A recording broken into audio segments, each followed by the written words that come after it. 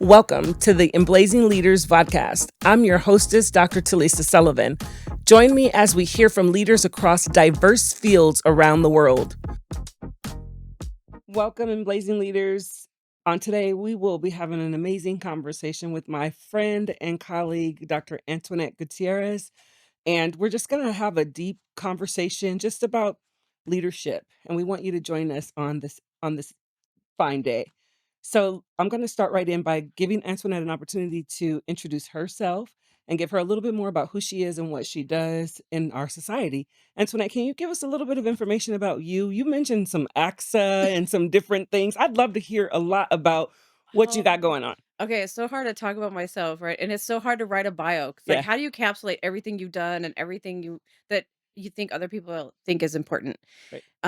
So I think that my favorite job ever has been a high school principal. So I'll just anchor it there. Okay. But before that, I was working in outside of education. I was in private sector. So I came from property management, Okay. which is a whole nother beast. And then afterwards, I've also served as the director of multilingual programs. Hmm. But I've been very active in a lot of organizations as well. So AXA is one right here in California, and also CALSA.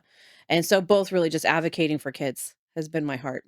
Hmm. That's beautiful. Hmm. Yes, you are the biggest advocate that I know. I remember serving alongside of you, Hmm. almost kind of, sort of, when we were in San Bernardino City Unified School District, and you were a principal for San Bernardino High School. I'm Hmm. talking amazing lady. I Thank appreciate the times that you invited me over. Hey, I'm doing this. Do you want to see you. this? I even appreciate the fact that I was like, hey, can I get a job with you? And you're like, I got people.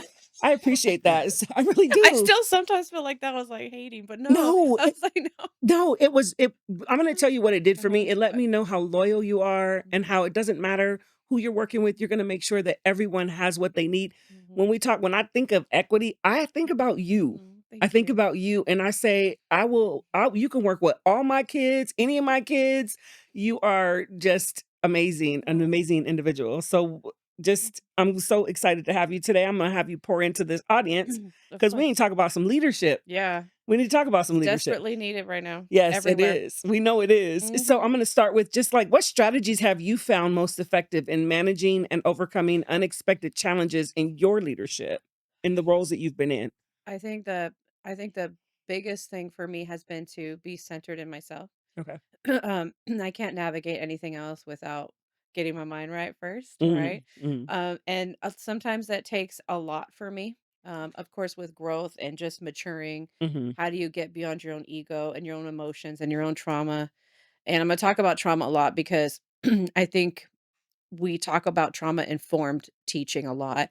Yes. But I don't know if we really address it at the leadership level because I don't think we acknowledge that of our teachers and our staff and the community in which we work, especially where we've worked together or other areas that I've served. Mhm. There's a lot of trauma and that manifests itself in different ways. And so without talking about it, I don't think we can really address what we need to. So when we're talking about doing right in leadership, my heart is I have to get myself okay first. Okay.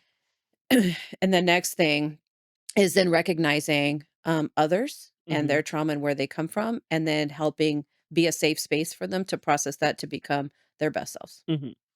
Thank you. And I heard you say take care of yourself first. Mhm. And it reminds me of being on an airplane. They're like, hey, Mhm. they come up to you and they get the mask and they're like trying to shove it in your face and Mhm. saying, hey, put your mask on before you help that kid. And you're Right, thinking to yourself, no, I got to help my kid first. right. And we forget that if we help the Mhm. kids first before we take care of our own health, then we won't survive and there will be no one to take care of the kids. Mhm. So it's the same thing, taking Yeah, care of ourselves in leadership. And I'm yeah. glad to hear you talk about the trauma piece with adults Mhm. because we do talk about in trauma informed education and we provide, opportunities, but do we offer opportunities for our staff to be trained, not just our teachers. Notice I said staff, Mhm. to be trained in trauma informed practices so that we recognize trauma in students, in families, in Mhm. people before they walk in the door, like on their way in.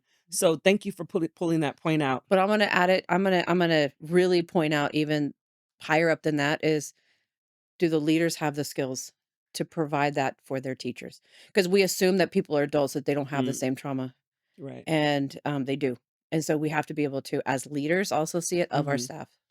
Thank you. So that's one layer up. Uh-huh. You Yeah. said because I think I honed in on like, yeah, we got to make sure that the teachers are well Know it for trained, the kids, but we but need to it's make sure that the leaders can do it are. for the adults in the system, and that's the piece we're missing, and a Right. lot of the research and a lot of the books and a lot of that's the piece that we're missing, and that's where love comes in. Yeah. How do we love our people, right? Yeah. Yeah. It's funny that you say love because we had another episode with Mhm. another leader that just talked about love, Yeah. and, she gave us an acronym that I'll try to pull back up later, but she said love, so thank you for bringing that Yeah. in, and that's gonna transition us to our next question. Mhm. Share your experience with managing up. We talked about leaders and Mhm. needing some Yeah. trauma-informed care, but share your experience with managing up. What strategies can you share with these Emblazing leaders as they navigate managing up? So I've been successful and unsuccessful Okay. in this task, right? And so it highly depends on the relationships and the tools that you're using, and the person. I mean, to be fair, it does depend, and you can always assume positive intent. Um, and unfortunately, because we're all humans, that's not always the case. Um, so I have had an opportunity with San Bernardino City that we were going through a book study, and I'm trying to remember the name of it. We did a series, and it was Mm, the Arbinger Institute. It was the okay. training with the Arbinger Institute, and it was talking about being outside the box, or basically being outside of your own awareness of how you are interpreting a situation. Mhm. And I remember, and I can't remember the specific terminology that it was brought up in the book, but it was talking about leading up, and it said you end up basically making assumptions of your supervisor, and then everything that they do is just a validation. It's like a self-fulfilling prophecy, right?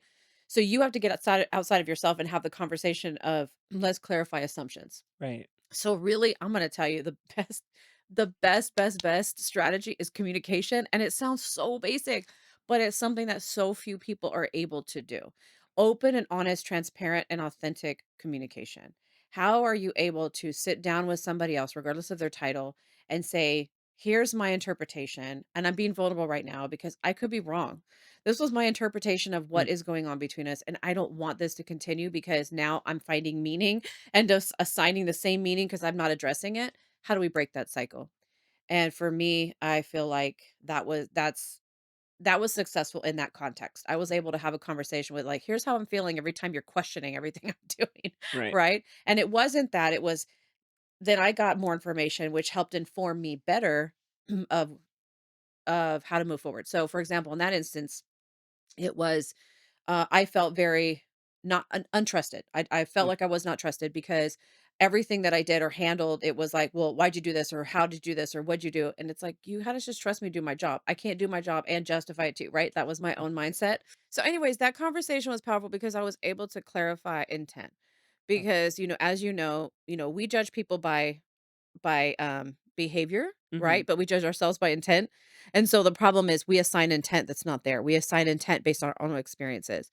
And so that's one of the strategies I would say guiding up or coaching up. I have also been unsuccessful because the person has to have enough relationships or respect for people that do work for them mhm, to be able to hear you. mhm, And again, that's unfortunately that's not always the case. So I can't say anything is going to always be successful. But I'm mentoring a person right now, and we actually talked about this issue of like this is a behavior that somebody's doing that to me feels like a microaggression. yeah, And so I was asking more questions about how does that person make you feel? And she was like, well, it stemmed from this one incident and now it's, cycling through. And I asked if they felt that it was intentional. I was like, "I don't feel it's intentional." Okay, well, if you don't feel it's intentional, then that person may or may not be aware of it.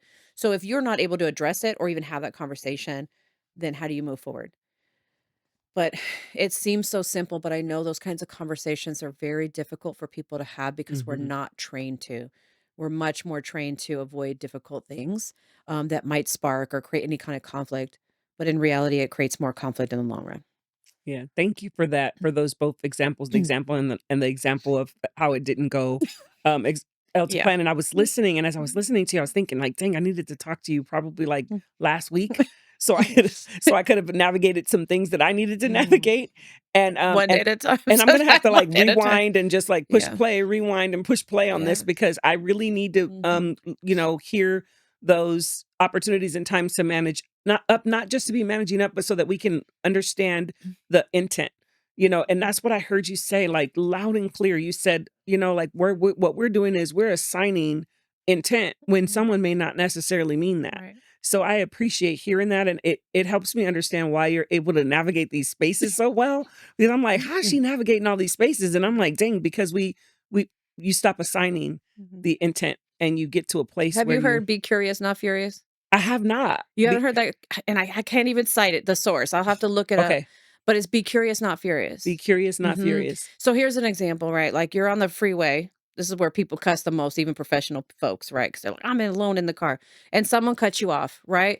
And you're like, "Oh, what, blah, blah, blah, beep, whatever, whatever," right? Whatever your vocabulary entails. Visuals. However, if you think, what if that person has their wife in the car that's having a baby? What if they're, having a heart attack and they're driving themselves to the hospital? Because I know people in both those situations.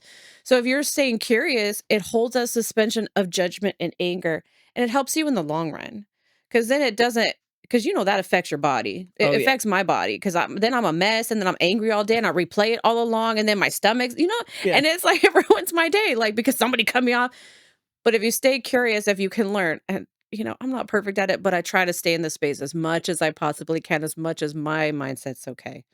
That's why I try to stay in that space. You gave us a good golden nugget. Like, Mm. you said, "Stay curious, not Yeah, and furious." it's not mine. I take no credit. So Well, okay. Yeah, I'm we'll gonna look it up. cite it, but I just don't know where to cite it from, so I'll Yeah. find it. Okay, no worries, but Mhm. but at least we got it today so we can Mhm. stay curious. Because sometimes I'll be like, yeah, And so we all do. yeah. We all So, do. thank you for that. Mm. I'm gonna move to the next Yep. question, but again, this conversation can transition any old kind of way. I love hearing from you, and I love having you here. So, I'm gonna go ahead and just ask the next question, and we'll see where it takes Yep. us. How have you navigated challenges or barriers in your line of leadership and where you've been serving? And what advice would you give to others that are facing similar obstacles? So just like what have you navigated? What kind of challenges have you experienced? And then like tell us about how can we navigate this? Well, it depends. And I'm one of those leaders, people really get irritated because they ask me stuff and I'm always like, it depends. Because there's so much more to it, right? Yeah. Context is so important. And again, like I've said, I've been successful and I've been unsuccessful. So Mm, I've not always successful in everything. Just like teaching, you're in the classroom and it worked last year, but somehow this class or this period doesn't work the same, right? Because there's mm, so many variables that change. The kids, the context, the time, what worked when we were doing pre COVID versus post COVID, right? Everything changes. And so I really I like to say it really depends. But it also really goes deeper than that. And I've done a lot of talks on telling your story, mhm, knowing where you come from. And this goes into also knowing yourself on what makes you who you are and what you're made of. So I personally was never successful. I was never one of those people that things came easy to. okay. The reason I bring that up is because it's a practice for me to fail. I failed enough in my life where I don't it doesn't allow me to quit. I'm not a quitter. I'm much more like, "Oh, that's a roadblock, right? How do I back up and find another way?" It's like the GPS that Love it. reroutes you, right? I'm the like, "Okay, rerouting." And that's how I function. And I'm not good with no, and I'm not good with dead ends, but that's because I have historically failed quite a bit, and that Okay. starts in school. I was always in high level classes, but I was the B student, right? Like struggling B student in all the high level classes. And I say that because I was surrounded by people that things came easy to. Mhm, But what happened to them is they didn't learn the perseverance of knowing how to survive despite adversity. And so you have to know also your own personal way of keeping on. How do you keep going? So that's one. So that you can I'm gonna say get your mind right because that's half the battle. And then after that, it's just looking at the whole context and trying to figure out what direction you really want to go. Is it aligned to who you are and your values? And is it worth it? And I'm gonna say that because sometimes it will ask you to violate who you are to mm, be successful in that space. And in those cases, you might want to have to ask yourself, is this the space I want to be in? And is this the avenue I want to pursue? Because sometimes when I say unsuccessful, sometimes it's just maybe I'm being successful for my own peace and quiet and in not in removing myself from that situation or that environment because it would change who I am. yeah, And that's not good for any of us. Now, if it is, then you're saying, okay, so what's the most loving? viable way to move forward. So is it hurt? Is it something that's a result of somebody being hurt? How do I heal? How do I help heal them? Mhm. I mean, I can't heal them, like, put my hands on them like that, but you can hold space to having open conversations and connecting on that heart level, like a previous episode mentioned. Mhm. And how do you get to that place where you can hold space for them? And then maybe that would help, or maybe it's a strategic thinking, maybe it's a plan. So it really, depending on the situation, I would assess, okay, the people, right? The context, whether it's worth it, and then what you're made of, and take all of those things to decide how to move forward and which Wow. direction to go. That's really good. I love hearing you talk about, navigating the barriers, but also knowing that maybe this isn't a barrier you wanna navigate, that you wanna be like, "Okay, is this for me?" How am I gonna make Mhm. sure that I maintain my mental health, in the process? Maybe I need to, like, hop over the barrier and move forward and, Mhm. do something different. So, thank you for that insight. I love that. Sometimes you gotta Yeah. hop over the barrier, Yeah. sometimes you gotta remove the barrier, Yeah. and sometimes the barrier is keeping you from hurting yourself. Yeah. Yes. You gotta figure out which one it is and move accordingly. You and Blazing Leaders need to figure Mm. out which one it is. Are you gonna hop over the Uh-huh. barrier? Are you gonna go around the barrier? Are you gonna remove the barrier? What are you gonna do? So you have to navigate that. So Mhm. thank you for Mm, that, Dr. mhm. Gutierrez.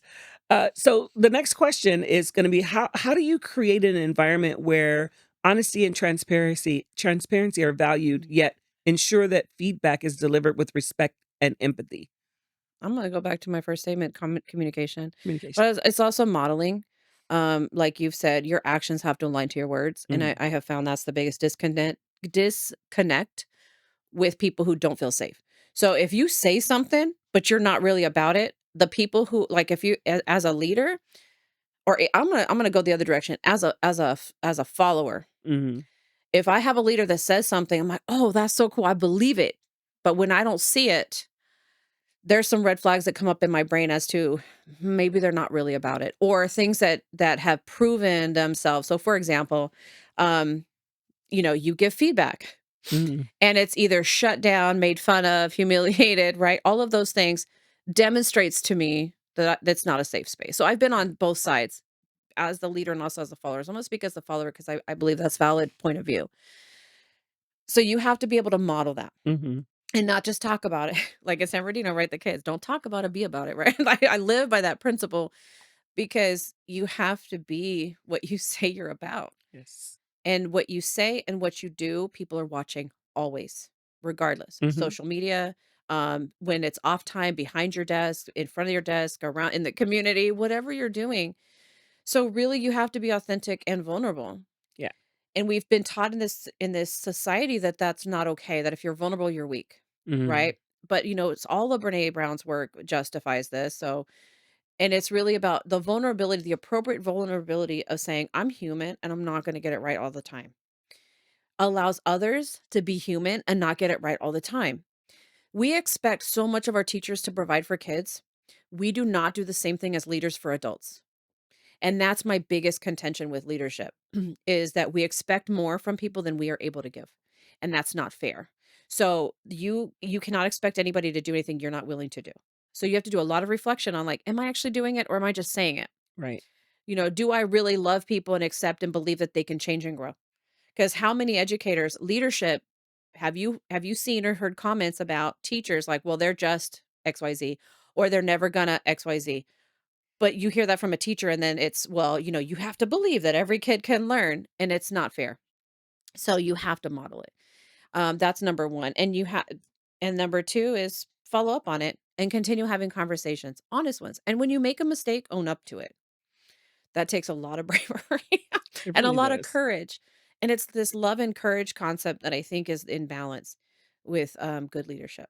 You love people enough, but you have to have the courage because, to your point, you can take feedback, but you can also frame it in a way that says, you know, you have to give me feedback in ways that will help me. Yes. If you're just calling me names, that's not helping me be better. So one example, and I know you got to experience this, is the 360, right, in Oh, San yes. Bernardino. I remember that. So we were blessed with the opportunity to get anonymous feedback from every one of our employees, right? So at San Bernardino, it was 172. I wrote Christmas cards every year, so, or holiday cards. So I knew I had 172 employees, but that means that's how many people could comment, grade me, right, and all of that. Now, one of the things that I got to do is, well, we had to do, is present that to the staff, right? So after I had to process, because Mhm. some people say some really mean things, Yeah, like really hurtful things. And of course, you don't listen to all the 50 good things. It's the one bad comment. You're like, right? And you're yeah, just like, I don't feel good about it.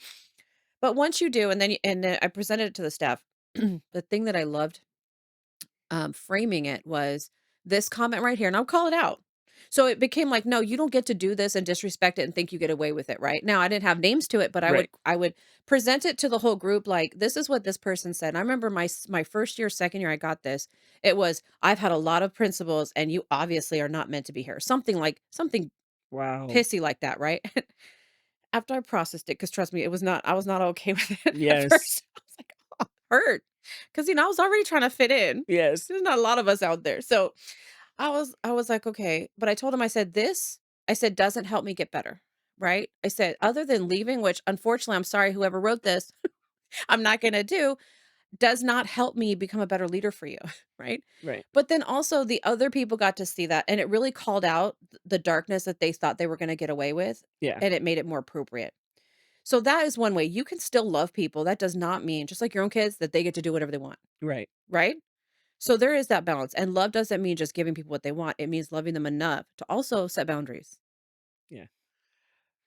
I was getting some flashbacks of that Those 360. in the packet. We get Yes, the I packet. remember. I was And I'd like, be like, ugh. and I remember wanting to address, like, some of the comments, but I remember that at the time, and I won't call names, of course, but Right. at the time, the principal, because I was an admin, but I wasn't the main principal Uh-huh. on campus, and I remember the principal Mhm. didn't wanna, even though we were supposed to, that principal didn't wanna show him. I was Uh, like, "No, I wanna show him," right. because I wanted to say exactly what you said. Mhm. And what I remember is someone saying, we've had something like, "We've had some dumb principals in the past, or some dumb administrators or Mhm. something in the past," Mhm. but and they called it out, but Talisa has been the dumbest. And that's hard to say, but I was like, "That Mm. is so mean." And it hurts your heart. It Yeah. hurt, and I was like, "Wait, you think I'm," no, I was like, "Pero yo hablo español también, así yo no puedo hablar Entonces. español si yo estoy estúpido."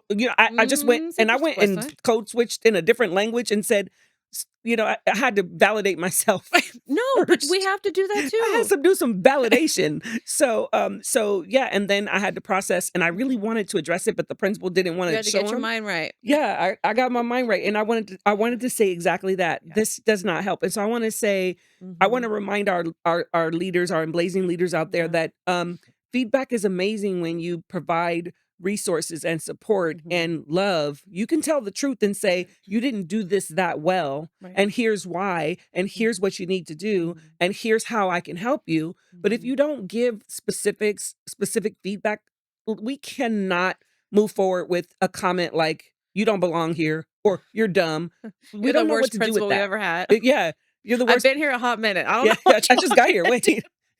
Yes. I'm trying. Yeah, and you were there for a minute I was and there did a for great 7 job. years. 7 years. 7 years, and did a great job from what I witnessed, because I would go over there, and you would, I mean, even I would go over to get guidance from you Mhm. to help me. You'd invite me in when you were doing different things on your campus, like, "Hey, I'm gonna be doing this, if you wanna learn, come." Mhm. I'm right there. I'm like, "Can I work here? I have a staff, thank you. I'm just trying to help you, sister girl." No, I love that you bring that up. That I cracks me do, up. but it's because we love each other, I I can bring it up. 100%, Yes, 100%. I yes, love you too. yes. I'm gonna check the Mhm. time really quick. Yeah. I think we're good with time, I just wanna make sure, Okay. and I don't wanna check the time, while you're speaking, because I wanna make sure that you know that I'd I be am like, "What you engaged. doing over Yes, there? exactly. Who's That's good. texting you? Who's Do I texting need to you? check my phone too? What's happening?" No, Just kidding. no, and so we're gonna go on. We do have time to go on to the next question. We have Okay. plenty of time. I'm Okay, excited great. to have some more time Great. with you. So I wanna, go move on to the next question, and, I think I'm gonna move on to the next question in just a Yep. moment, I think this one we've already gone through, but, Mhm. yes. This is gonna be the last question, but then we can actually have a little bit more of a dialogue about some other stuff. We'll find out, because we'll talk about the conference and Yeah. all that kinda good Mhm. stuff. Give us a tip. So is there a Mhm. leadership tip that you can give to our Emblazing leaders that are watching or listening?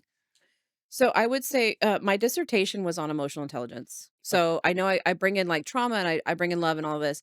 But essentially, if you have emotional intelligence, Mhm. right? So get the book and do your assessment and just work on it because you'll never be perfect at it. And you're able to suspend your judgment to your actions, right? It's that moment in time when an action happens and you're assigning judgment And how do you react? There's a gap in there. The more you can practice creating a gap in between your judgment and your behavior, the better you can address and connect with people, right? Because then you don't respond in a way that then your traumas hitting on their traumas, Mhm. making it worse. I would say that's probably the best way or place to start is emotional intelligence. And that takes a lot of humility. Mhm. It takes a lot of pain. It takes a lot of processing through pain. And that means shame, things that Mhm. you've done that you regret that you can't go change, but you have to face it. And if you don't face it, what's gonna happen is it's gonna come out, right, in other interactions with people or bosses, right? Mm. Or, coworkers or other people that have their own trauma. And I'm gonna say trauma versus baggage because it's just the experiences that have left them less whole than they could be, right? And less loving and accepting and able to be curious and not furious. Mhm. So I would say that's where I would start with learning yourself first is starting with emotional intelligence. That's awesome because we talk a lot about, social emotional learning for our students. Mhm. But do we have emotionally intelligent adults that are working with our students? And you made a point earlier, do we have emotionally intelligent leaders that are working with our teachers and the rest of Right. our staff? So getting that training and getting that background and really getting your mind right, as you would say. And there's so much gaps in leadership Yeah. with that. It makes me sad Mhm. because just like when you leave the classroom, you think everybody's the teacher like me, and then you leave the classroom, you realize that's not the case. Right. And it makes you sad. It's the same thing in leadership. The more and more, and the more good leaders are leaving education, right? Because they're like, "That's not worth my peace and Mhm. my health." I think the more we're getting people who either have not had the opportunity Mhm. to learn and process this, but it's not in our trainings.